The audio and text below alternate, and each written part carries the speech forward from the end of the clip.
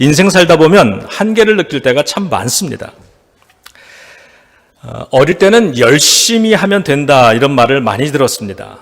나의 부족함, 우리 사람마다 다 부족함이 있잖아요.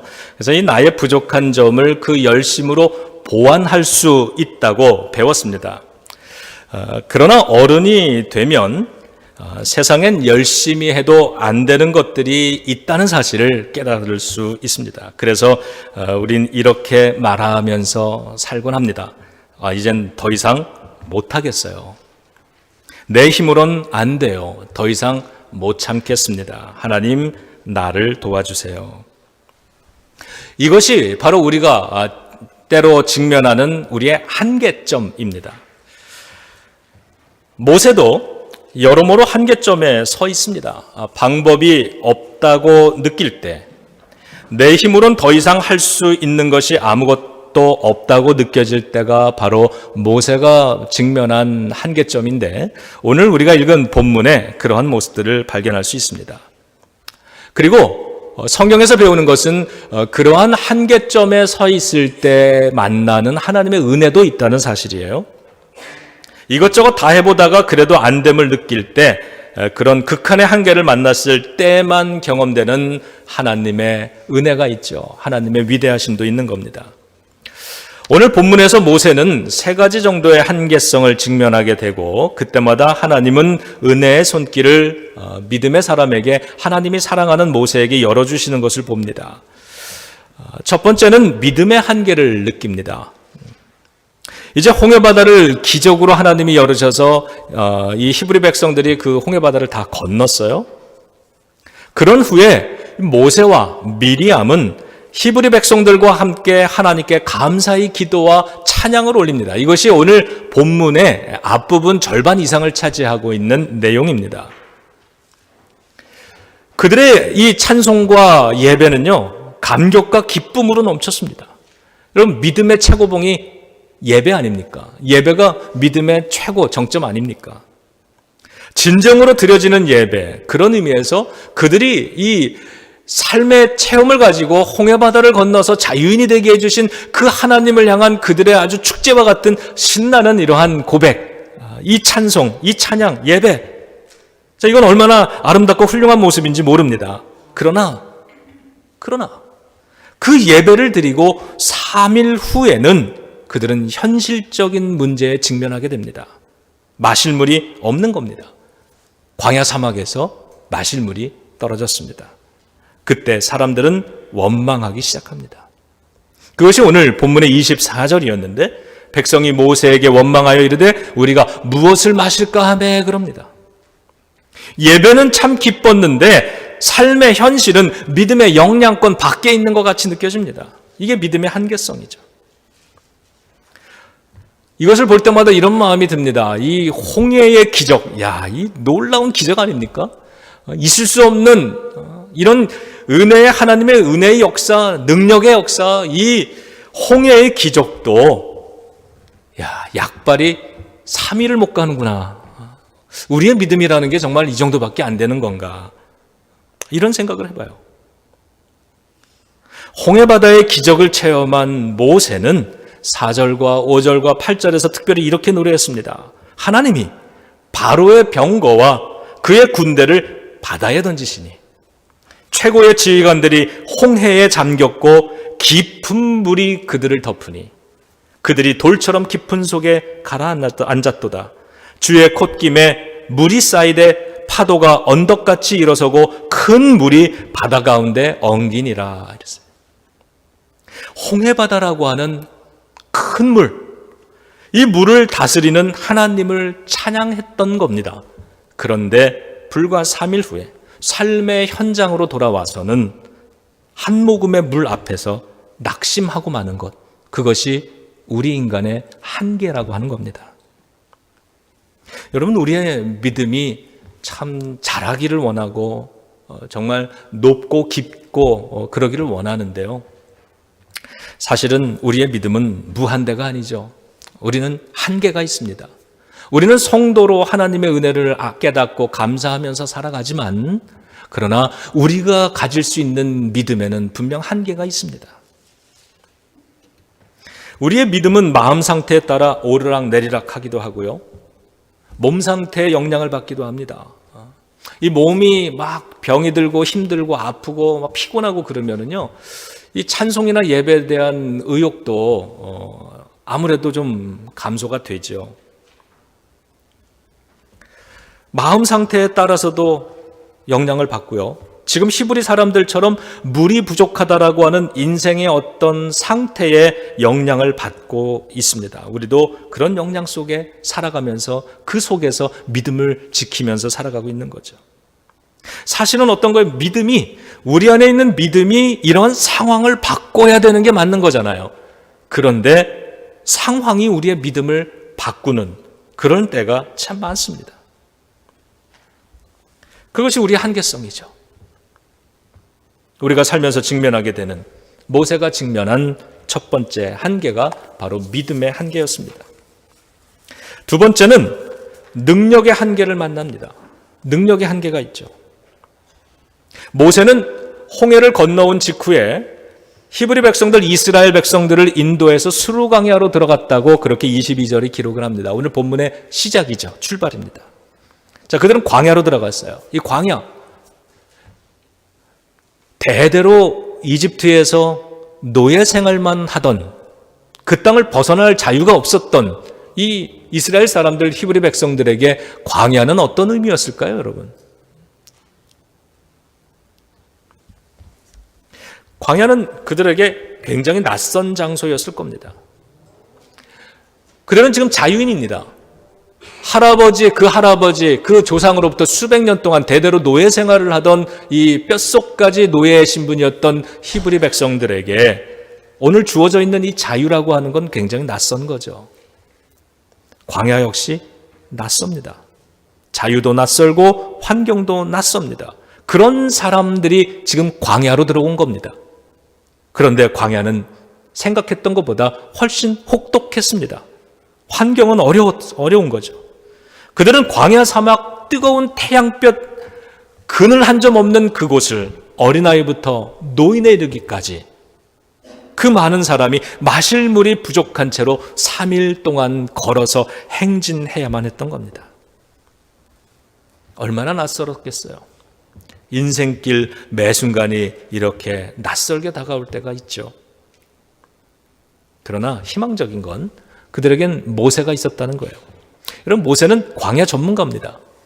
그가 40년 동안 미디안 광야로 가서 거기서 결혼을 하고 장인의 양을 쳤단 말이에요. 목자의 신분으로 살았단 말이에요. 모세 본인은 이 시기를 어떻게 생각했는지 모르겠지만, 실패라고 생각했을지 모르겠지만, 하나님은 모세를 광야로 보내서 40년 동안 그 광야에서 양을 치는 광야 전문가로 훈련을 시키셨습니다. 양을 키운다라고 하는 것, 광야에서 베두인 족속이나 이러한 사람들이 그 황량한 광야에서도 죽지 않고 몇 달을, 몇 년을 살 수 있는 이유는 그들에게 양이 있기 때문에 그렇습니다. 양에서 모든 것을 공급받는 거예요. 모세가 미디안 광야에서 40년 동안 양을 쳤다라고 하는 것, 그 의미는 우물의 위치, 이 넓은 사막 한가운데 우물이 어디 있는가, 우물의 위치를 아는 겁니다. 그리고 풀이 있는 들판을 아는 거고요. 그 모든 어려운 한계 상황 속에서 생존을 위해 양을 다루는 방법을 터득했다는 의미입니다. 그랬던 모세가 이제는 양떼 대신에 히브리 백성 남녀노소 거대한 무리를 이끌고 그들 모두를 책임지면서 지금 광야를 앞장서서 마치 목자의 모습으로 이끌어 가고 있는 거죠. 자, 스루 광야로 들어갔다는 거예요. 이 사람들을 책임져서 끌고 가야 되는데 그랬을 것 같아요. 물이 떨어지니까 어떡하냐, 더 가야 되냐. 우리 아이들이 작을 때 어디 장거리 여행을 가면 차에 타고 가면은 집에서 출발해서 한 10분도 안 지났는데 얼마나 더 가야 돼요? 얼마나 더 가야 돼요? 계속 묻잖아요. 안 물어봤겠어요? 물이 떨어져 가는데 어떡할 거예요? 오아시스가 어디에 있는 겁니까? 물을 어디 가야 됩니까? 얼마나 더 가야 됩니까? 조금만 더 갑시다. 좀만 참으세요. 거의 다 왔습니다. 하나님이 인도할 겁니다. 이러면서 달래면서 계속 사흘 길을 걸어갔겠죠. 그러면서 수르광야로 들어가서 마라에 도착한 것을 보면 모세는 성공적으로 마치는 거예요. 홍해바다를 끼고 남쪽으로 계속 행진해 간 것을 알 수 있는데 드디어 사흘 되는 날 오아시스를 발견한 겁니다. 여러분, 사흘 만에 오아시스를 발견했다. 이건 굉장히 양호한 겁니다. 모세이기 때문에 가능한 일이었을 겁니다. 게다가 성경은 그들을 인도하는 구름기둥과 불기둥이 있다고 했잖아요. 모세는 구름기둥과 불기둥을 읽어낼 줄 아는 영적인 지혜가 있었던 사람입니다. 자, 이것이 능력이죠. 그런데 반전이 일어났습니다. 마라라고 하는 오아시스에 도착을 했는데 이 오아시스의 물이 썼던 겁니다. 마실 수가 없는 겁니다. 사람들은 급 실망을 하게 되는 거죠. 오늘날 그 마라의 샘물을 현지인들은 오운무사라고 부른답니다. 오윤무사. 그 뜻은 모세의 샘물, 이런 뜻이에요. 이 마라의 샘물, 이 자리에서는 멀리 저기 홍해바다가 보이고요. 그 지역에는 지금도 야자나무들이 굉장히 넓게 퍼져 있습니다. 3일 동안 광야의 마른 사막을 걸어가야 됐던 이스라엘 사람들이 멀리서 이 나무들에 있는 풍경을 보면서 얼마나 마음이 설레었을까요? 야, 이젠 살았다. 너무 기뻐하고 기대하면서 이제 저곳 조금만 더 가면, 저곳에만 가면 우리 아이들에게, 우리 연로하신 부모님들에게 물을 마시게 할 수 있을 거라, 우린 이제 살았어, 이러면서 희망 있게 왔을 거 아닙니까? 도착해서 보니까 물이 너무 쓴 거예요. 마실 수가 없는 거예요.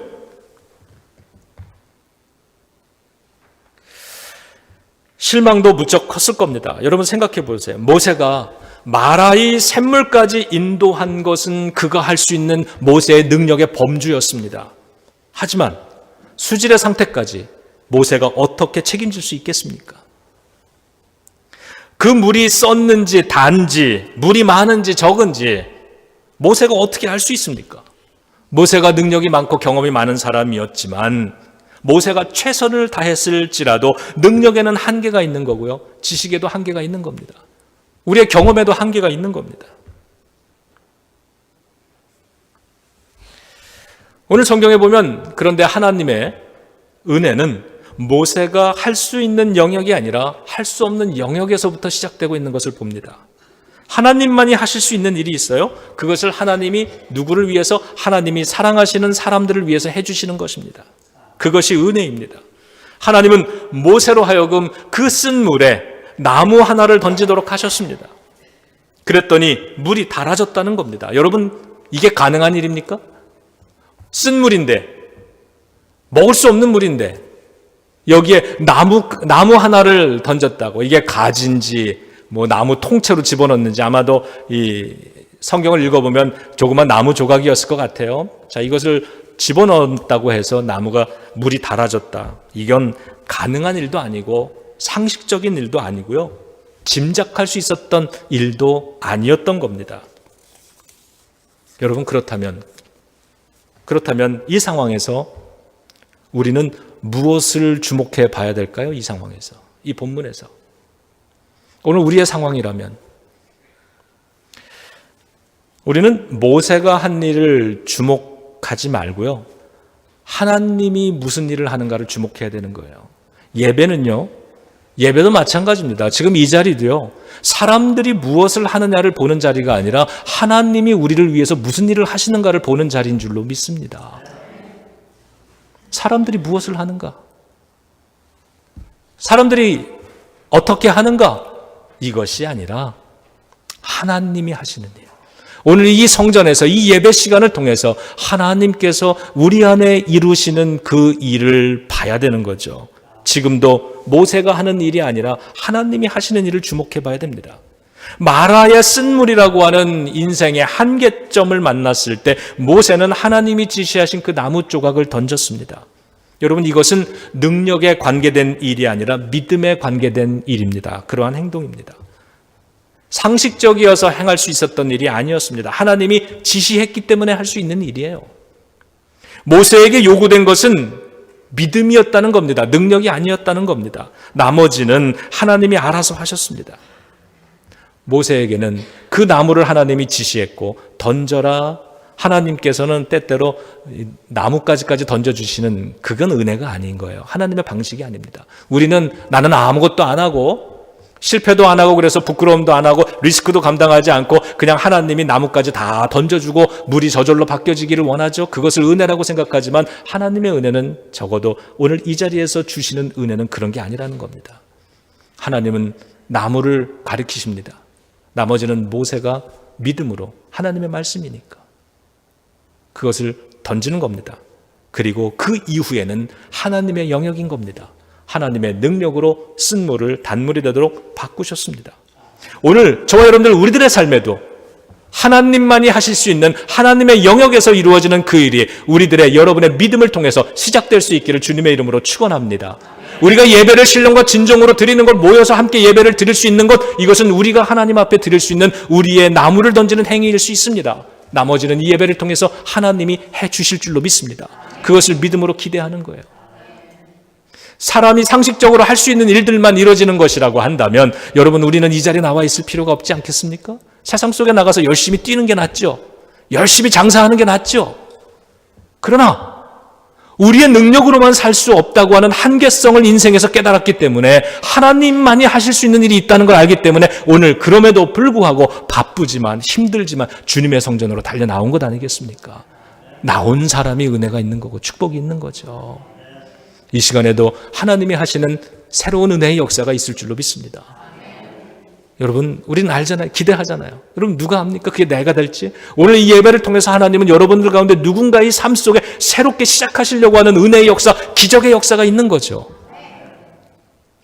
그거를 모르고 그냥 덜렁덜렁 예배드리고 그냥 가는 발걸음이 아니라 예배가 끝나기 전에 하나님 내가 주님의 은혜를 붙잡고 가겠습니다. 하나님의 은혜에 붙들려 오늘 그렇게 이 성전을 나가보겠습니다. 이번 한 주간은 하나님 지난 한 주간과 전혀 새로운 한 주간이 될 것을 기대하면서 나가겠습니다. 여러분의 나뭇가지를 던질 수 있기를 바랍니다.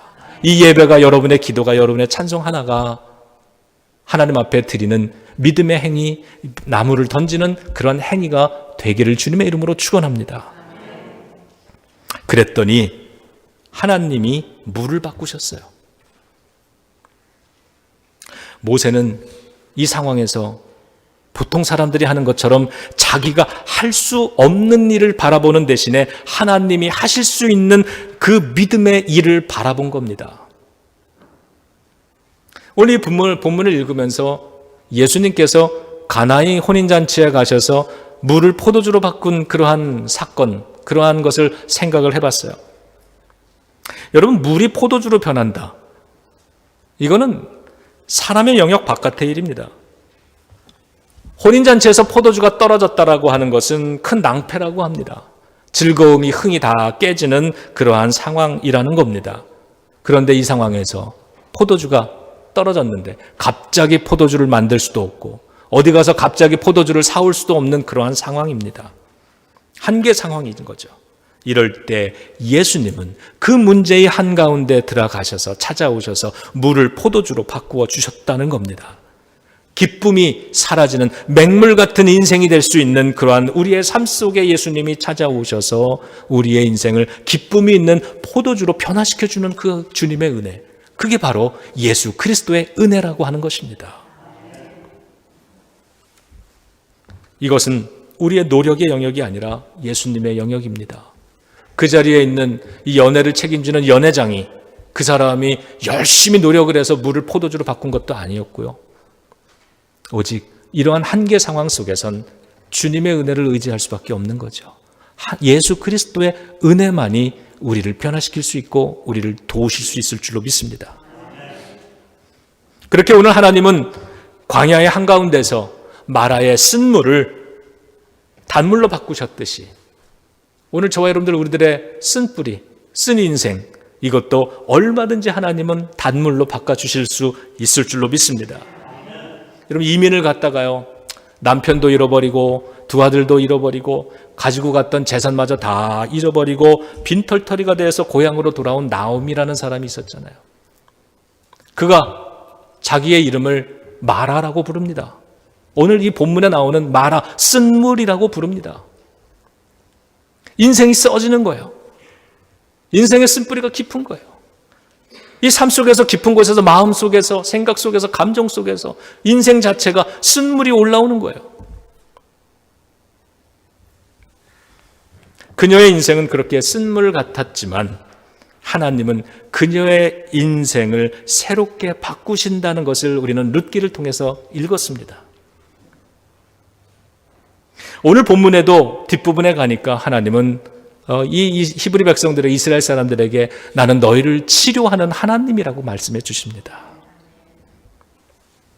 마라의 쓴물을 만났을 때 하나님은 인생의 새로운 길을 열어주시는 것보다는 그 물을 바꾸기로 결정을 하신 거예요. 쓴물을 단물로 바꾸신 겁니다. 우리도 한계를 만났을 때, 내 인생의 한계를 만나고 인생이 쓰게 여겨지기 시작할 때 우리는 어쩌면은 하나님 길을 열어달라고, 방법을 좀 달라고 그렇게 기도하는지 모르겠습니다. 그래서 하나님이 길을 열어주시고 방법을, 새로운 길을 열어주셔서 쓴물에 있었던 그 사람들을 엘림이라고 하는 그러한 새로운 오아시스로 바로 옮겨주시는 것이 아니었고, 하나님은 그 순간에 쓴물을 단물로 바꾸시기로 결정을 하셨습니다.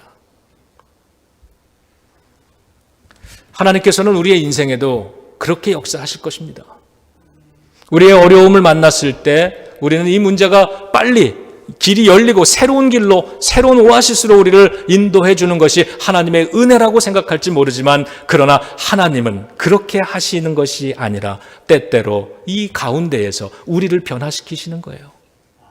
우리를 새롭게 하시는 겁니다.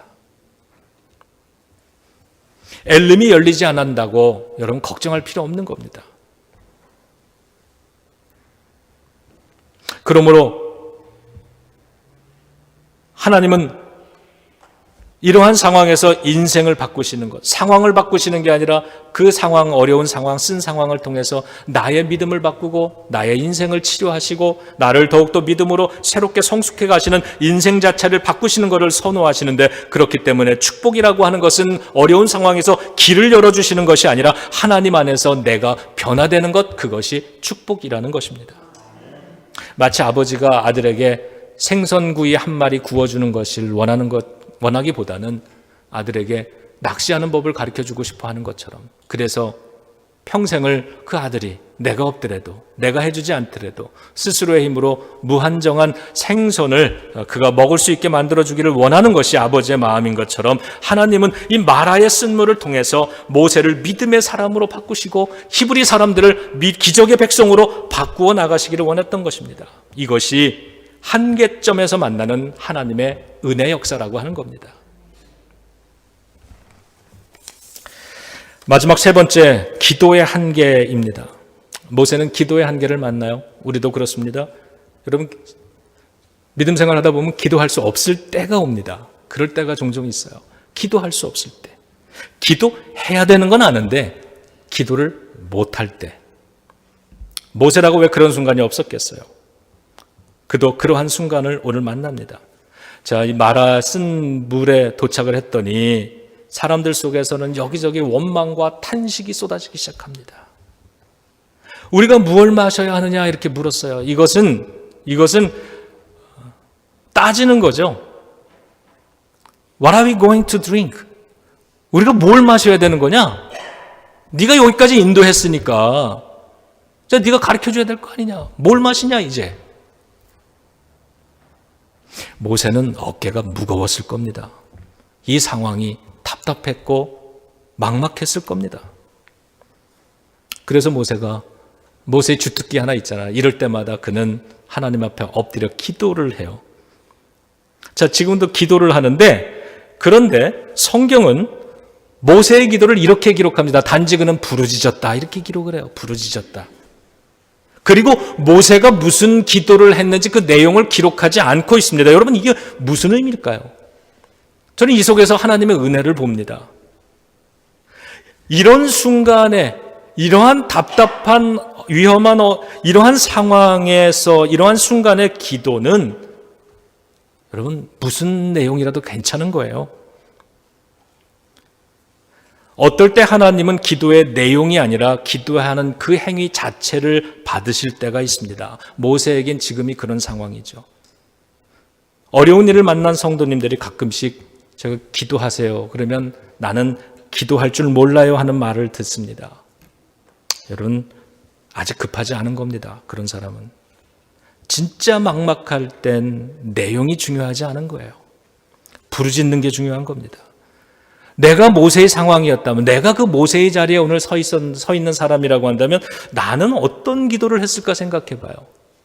기승전결 딱 갖추어서 했을까요? 미사여구를 사용했을까요? 그러지 않았을 것 같아요. 어쩌면 하늘을 쳐다보고 고래고래 짐승처럼 소리만 질렀을 수도 있어요. 새벽 기도 때 보면 어떤 분들은 오셔서 그냥 주여 주여 이러다가 그냥 돌아가시는 분들이 있어요. 저도 그럴 때가 있습니다. 그러니 여러분 중에 어려운 일을 만났는데 기도할 줄 모르고 기도할 힘도 없는 분이 혹 지금 이 자리에 계시다면 그냥 예배당에 나올 용기만 내보시기 바랍니다. 그냥 여기에 엎드려만 있어 보시기 바랍니다. 하나님께서요, 설마 이 상황에서 이 히브리 백성과 이 모세, 이 어려운 한계성에 도달해 있는 이 사람들에게 설마 하나님이 너는 기도가 세련되지 않았기 때문에 내가 못 들어줘 그러시겠냐고요. 너는 기도가 횡설수설해. 그러니 내가 도대체 네 기도를 못 알아먹겠다. 하나님께서 그러시겠냐고요. 주님 전에 나와 그저 엎드렸는데 하나님께서 그 기도의 내용이 아니라 그 기도하는 그 사람의 모습, 그 삶의 자리, 그 자리를 그대로 받지 않으시겠어요? 주께와 엎드려 경배 드립니다. 주 계신 곳에 기쁨 가득 무엇과도 누구와도 바꿀 수 없네. 예배 드림이 기쁨 됩니다. 주님께 나와 모세는 엎드렸어요. 부르짖었어요. 성경은 그의 기도의 내용이 어떤 것인지 이 시간에는 이 상황에선 중요하지 않다고 판단하는 겁니다. 그렇습니다, 여러분. 하나님은 모세의 기도 내용이 훌륭해서 응답하신 것이 아니었습니다. 이것이 기도의 한계성에 처해 있는 우리들에게 주시는 하나님의 은혜인 것입니다. 우리에게도요, 뭘 기도해야 될지 모르는 상황이 있습니다. 기도에 자신이 없을 때도 있습니다.